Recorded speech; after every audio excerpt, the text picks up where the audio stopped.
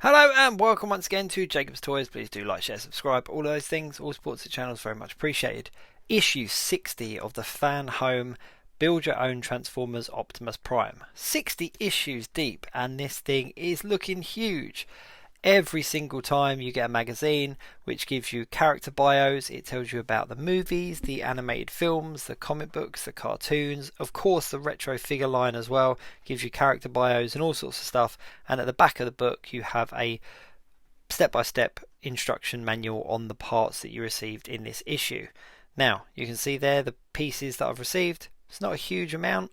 Each issue is slightly different. Sometimes you'll receive loads, sometimes you'll receive a little bit less, but either way it's building towards the bigger model. And as you can see from the figure here in front of me, it is huge. Now this isn't all of the 60 parts, this is just the torso in front of me.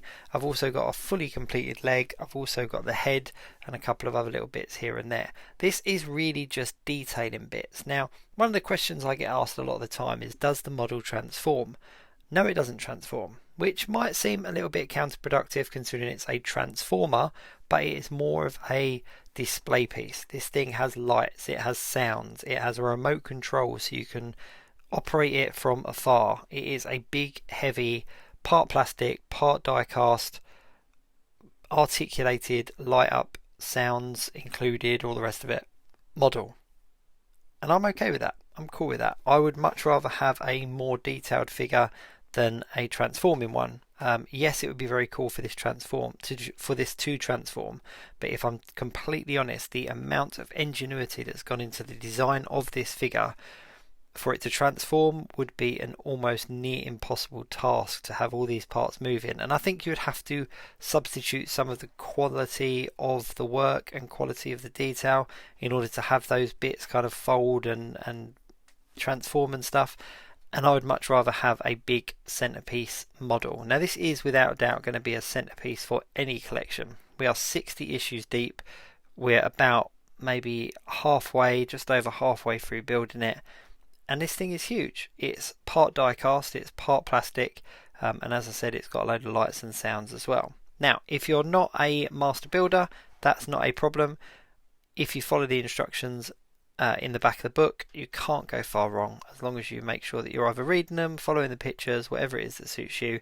They're very, very well laid out, they're very, very simple to follow, and as long as you kind of don't jump ahead and you're kind of organised with your bits, then it shouldn't be a problem at all. Now Fan Home are not strangers to this type of subscription service. They do a whole bunch of subscription services that are build your own things. They've done the Iron Man armour, they've done Robocop, they've done the Ecto-1, they've done Kit from Knight Rider, they've done some Star Wars ships I believe as well. I think they may have even done the Enterprise from Star Trek at some point.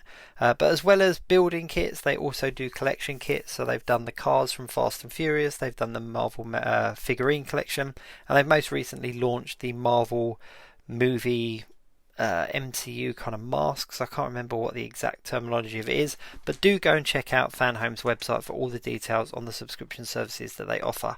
They are really, really cool and really, really well made. They are definitely a buy with confidence thing. Now, people do criticise the price. They say that, you know, each one of these issues is around the £10.99 mark. However, when you add it all up, it is quite expensive for the size of model it is, but you're not just buying a model. You could go out and buy a model this price. It probably wouldn't be far off the price that you're paying for this anyway, but there is something very satisfying about the fact that you've built this step by step and that this has been put together by yourself. Now that I've got this figure that has really formed and really kind of, you know, taken shape in front of me, there is a real element of achievement knowing that I've put this together. That makes sense, and I think that's also what you're paying for with the subscription. But like I said, go and check out Fan Home's website and see if it's for you. It's not for everybody, but I personally have really enjoyed this, and I haven't built anything properly like this for a long time, so I've really enjoyed each stage and kind of the process of something being built up from nothing. It is a fantastic looking model, there is no doubts about that. You can check out the playlist on my YouTube channel that gives you a step-by-step guide through it. I've videoed every single issue, every single piece, so you can follow that along, and that's in a playlist on my channel. And of course, while you're there, please do like, share and subscribe, and all of those things. All support is very much appreciated. Having a little bit of trouble getting this bit on, but I need to kind of refer to the instructions and just make sure I'm getting the pegs lined up with the right holes. You kind of hesitate a little bit, pushing things a little bit too hard because you don't want to snap anything off. But there we go. Thanks so much for watching. I'll see you soon.